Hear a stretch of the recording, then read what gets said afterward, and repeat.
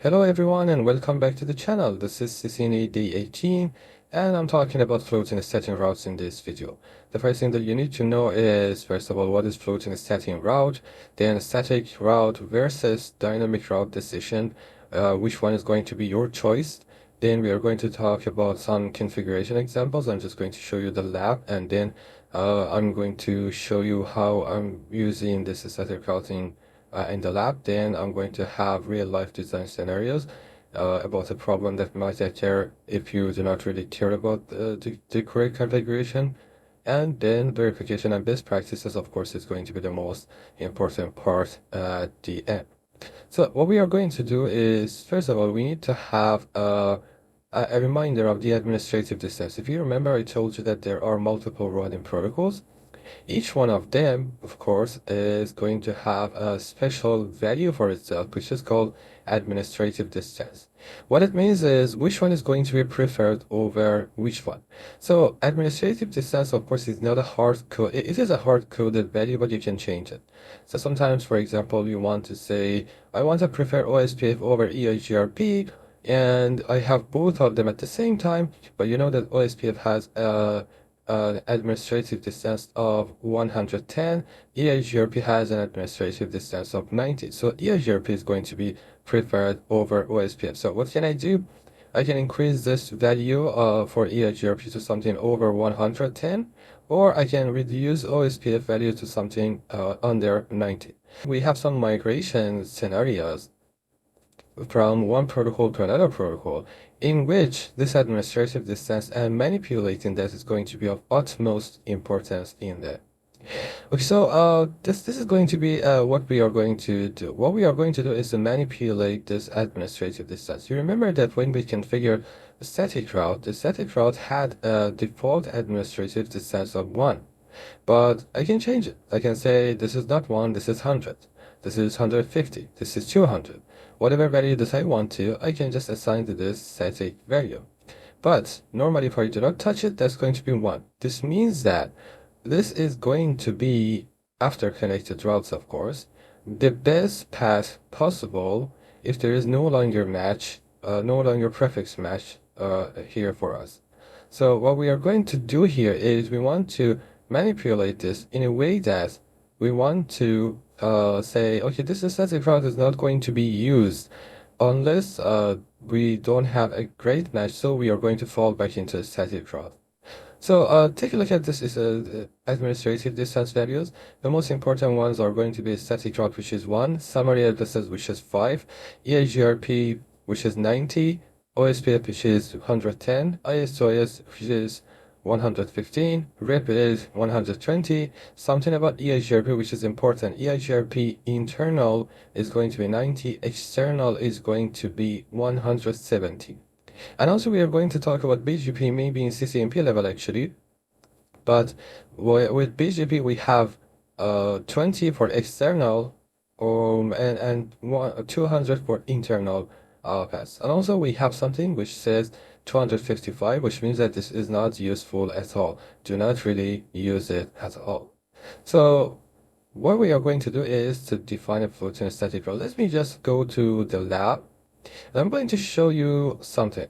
If you remember, we created some static routes for R1, R2, and R4. So if I just go to all of these and say show IP route, and I'm just going to show this on all of the devices, you can see that on R6, for example, I have a static route which is my default route. I told you that default route is catch all.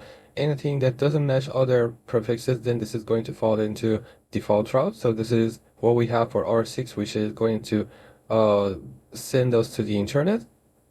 On R1, we have static routes configured for 2222, which resides on router 2, and also 4444, which resides on router 4. But I told you that managing this is going to be easy, but when you have a lot of static routes, they're going to get out of hand. You cannot really have control on all of them. And also the problem will be when you have many static routes, then misconfigurations are going to start happening, and also you might kind of lose your control over them. you don't really know what you have configured, and manipulating them is going to be super hard. So we are going to go with let's say dynamic routing protocols, but we are not talking about dynamic routing protocols right now. What I'm going to do is to configure that super fast, but after that, do not really care about what I am configuring in here, okay? So first of all, I'm just going to remove every static route that I have configured here. So first of all, I'm just going to say show running configuration. Then I'm going to pipe this with include IP route. Hit enter. You can see I have two IP routes configured here. I'm just going to remove them. Okay, so I go to configuration mode, then I type no for the first one and no for the second one, and I just remove this. Same thing on other routers, router 2 and router 4. First of all, I want to say show run, a package include IP route. There are two routing here. I'm going to copy them, go to configuration mode, and I say no for this one and also this one. And then on router 4, of course, this is going to be the same. So one more time, show IP route, running config, and include IP route.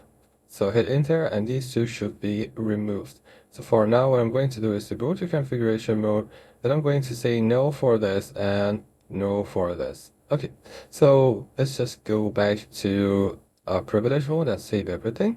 Then what I'm going to do is to configure OSPF overlays, but this is going to be the simplest possible configurations for now. You can just copy the configuration. Later we are going to talk about OSPF in detail. So I'm going to say configure terminal. Then I'm going to say router OSPF, whatever number that you want to. Hit enter, and then I'm going to say network is going to be 0000 or .00, and then 0000, and then area 0. Hit enter and end and save. After some time, you should see that there will be some adjacencies, and I will have full information about the whole network and all of these routers. All of them are in the same area. We're going to talk about OSPF in detail, but let me just wait for this. And I'm going to say show IP route to see whether OSPF has kicked in. For now, it has not. You can see that there is going to be adjacencies, and it's going to take some time before convergence is complete. So if I just say show IP OSPF interfaces brief, it says that these are in waiting process, but after some time, if I say show IP OSPF neighbor, you can see that I will have all my neighbors configured in here. So for example, router 4 should have 3 different neighbors, as you can see. Okay, now that I have a routing table, you can see that on router 1, if I say show IP route, I will have multiple routes in my routing table. And specifically what is important for me is, let's say for example, how can I get to router 4? You can see that I can go to router 3 and go to router 4. I can go to router 2 and go to router 4. So if I just see 4444, for example, it says this is learned via OSPF. I can tell based on this O in the beginning, you can see that there are two paths in here. Great. What about router 6? If I say router 6, you can see that I have one path that is through router 3. Okay, so what happens if I lose this path? What is going to happen is this dynamic routing protocol is going to find another path for me. Okay, so let's say for example on router 3, I'm just going to shut down E00, interface E00. I'm going to say shut. If I go back to router 1 and try this show IP route, you can see that 6666 is now via router 2. So these kind of things are handled very easily by let's say dynamic routing protocols. But let's say that for example, router 2 does not have any kind of adjacency with router 1. So if I just go to router 2, for example, and say interface, let's say router OSPF 1, and I'm just going to say passive interface E01. So I'm going to lose the adjacency between this router 2 and router 1. And router 3 right now has no interface connected to router 1. This means that I'm just going to lose this path for router 6. As you can see, this is not going to be possible after some time. This is there. It is going to hang in for some time, but after some time, this is going to be removed. So if I just say show IP route, let's say 6666, after some time, this will go. You can see that right now this timer is going up, and it is not going to be refreshed because there is no way I receive information for this, and this is going to go down. Okay, so after some time, we are going to see that this is networking heading table. Okay, so let's say that I'm just going to configure this 6666 in here. If I go to router 1 and say configure terminal IP route 6666 and 255.255.255.255, I'm going to say I'm going to send this on Ethernet 01. So this is going to be in my routing table. So if I just say show IP do show IP route 6666, it says that I know this via static. You can see that the distance, the administrative distance as a matter of fact is 1. This is very important to understand. Once I do show IP route, you can see that my IP routing table says I have this with an administrative distance of 1. Now let's go back to router 3 and enable this E00. So I'm just going to say no shot on here. After some time, router 3 and router 1 should be adjacent, and router 1 should be able to reach to router 6 over this path, because router 3 is going to report to router 1 that there is reachability to router 6 via this side. Router 1 is going to check this, and if I just say show IP route, you can see that what I am using is 6666. Still I'm using static route. I don't really want to do that. I said that router 1 and router 2 are not neighbor, but I'm still sending the traffic for 6666 over router 2. I'm not going to do that. I'm going to say, okay, this should be a backup path for me.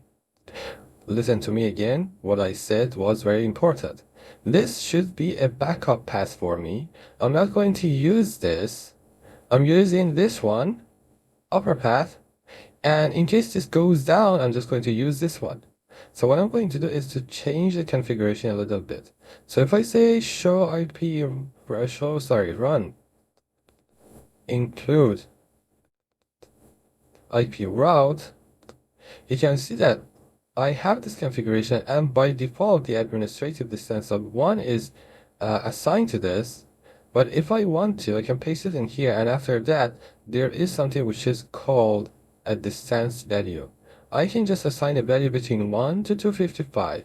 I'm going to say something over the distance of OSPF. OSPF has a distance of 110, as you can see in here, right? I'm going to say 130, 150, whatever, and hit enter. Now I'm going to say do show IP route. And you can see that things have changed. Now I am preferring 6666 using router 3, which is on the top. I'm not using this static route that I have configured yet. I don't even see this in the routing tables. But if I go back to router 3 and one more time say shut, and the interface E00, which is between router 1 and router 3, is lost, router 1 will still have this 6666 in its routing table. We need to wait for the conversions actually. This is taking some time. And let's say that I'm going to say for 6666 that it's important for me. After some time, I should see that I have selected this one and it is in my routing table. So if I hit enter one more time, this is 50 seconds. As soon as this becomes something like 90 seconds, I'm going to see the change here. Okay, now I have lost my neighbors, but I still have a path towards 6666. This is still 1 minute something. 90 seconds should pass. Okay, so now you can see that this has happened. I am using this floating, this is static route, which now we call it the floating static route. What it means is this is there, but we are not using it unless we lose this one. So this means that this is going to be kind of a backup for us. You remember that I said to you that static routes are used actually in production, and they have multiple different purposes. One of them is on the edge of the network when we have multiple types of connections. So this is one of them. I'm just going to go back to router 3 and say no shot actually, but what I'm meaning is that say I have connection to the internet. This is, let's say this is internet. This is not a service provider. So one of the connections is over this interface E0/3. Let's say there is another type of connection that I have. This is not connected to via a cable. Let's say, for example, we have kind of a what do you call it? Wireless connection, maybe LTE connection in here, and this is connected to this router. This means that I have multiple paths. Now, this is a fiber connection maybe, which is super fast. This one is LTE, which is fast, but compared to fiber, of course, this is not going to be super fast. So what we are going to do is to say, okay, this is a backup path for us. This Wi-Fi connection, this wireless connection, this LTE connection is going to be our backup. This fiber is going to be our major transportation medium. So in case this goes down, I'm just going to fall back into this LTE connection. So what I'm going to do is to configure static routes towards this LTE connection, and that is going to have a higher administrative distance. In that case, then we are not going to use this. We are not going to see this in our routing table unless this link is lost, as I showed you in here. Now, something which is important is this. What happens if you misconfigure this? For example, you do not really configure the administrative distance correctly, or you leave it when you have moved this let's say LTE modem from here, you don't no longer have this, then what is going to happen is you're going to lose all your connectivity. So be very careful about the configuration, and be wary of the problems that might appear in here. So static route is there. This is floating static route because this is going to float over the dynamic routing protocol. In case it goes down, this is going to kick in. And great for backup links, as I told you, for backup VPN backups, for LTE, 4G failover and stuff like that. So I gave you the configuration example, so you can just go through the lab and do whatever I did, so that you're going to be comfortable understanding and configuring this. And these steps are very important. So you know that when we have multiple routes for installing in our routing table, longest prefix match is going to always win, which means that most specific networks. I told you that /32 is going to be the most important one, /31 after that, 30 after that, and so on and so forth. Step 2 is going to be if multiple same prefix lengths are there. For example, from IS to IS and OSPF and EIGRP, which one is going to be selected? The one with the lowest administrative distance. And also, if administrative distance is tight, then what we are going to use is to compare the metric. Metric is going to be the cost from the beginning to the end. Based on the routing protocol, we choose different values for that. And if none of them are there, then floating static route is going to kick in, and it's going to be used in our network. So verification is super important also. Show IP route, and show IP route the network as I showed you in the examples. And you should initially see that dynamic routes are there. But if dynamic route is lost for some reason, then this is going to be static routes, which is going to appear and start to be used in here. And as I told you, there might be some mistakes. So administrative distance not set high enough, as I showed you. I just went over 130 to make sure that this is going to be more than what we have for OSPF. Next IP or next hop or next interface desktop interface is not configured correctly. Be very careful about what you're configuring. In previous video, I showed you how to configure this. No return route. Like I said, this is not just reachability from your side to the destination. Destination should be able to reach back to you so that you can receive your replies from there. And also forgetting to remove temporary backup static after a change. In case, for example, you are configuring this as a temporary solution, be very careful to remove it after that. Otherwise, it's going to stay there, and then you're going to have problems after that. And also, where do you use static routes? Static routes, like I said, is not scalable. So this is going to be for small networks and fixed topologies. And when you want to configure backups and failovers, this is going to be a good solution. Default routes are very important, specifically towards the service provider or the core of the network. This is where static routes, of course, shine. Also, you should document every static route that you configure. Comment it, write something on in the running configuration, and also document it somewhere so that you know exactly what is happening and where this is happening.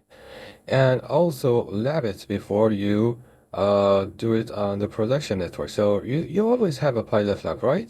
So with that, you need to test everything that you are going to do. So this is a wrap up. So on day 16, we spoke about how router things, longest prefix match, administrative distance, metrics, routing table.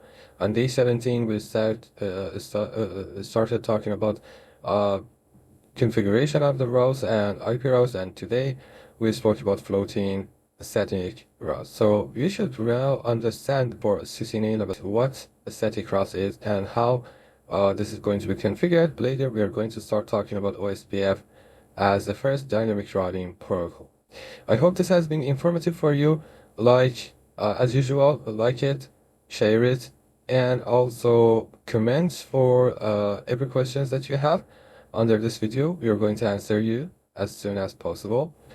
Subscribe to the channel and hit that bell button so that you're going to receive notifications whenever there is a new video.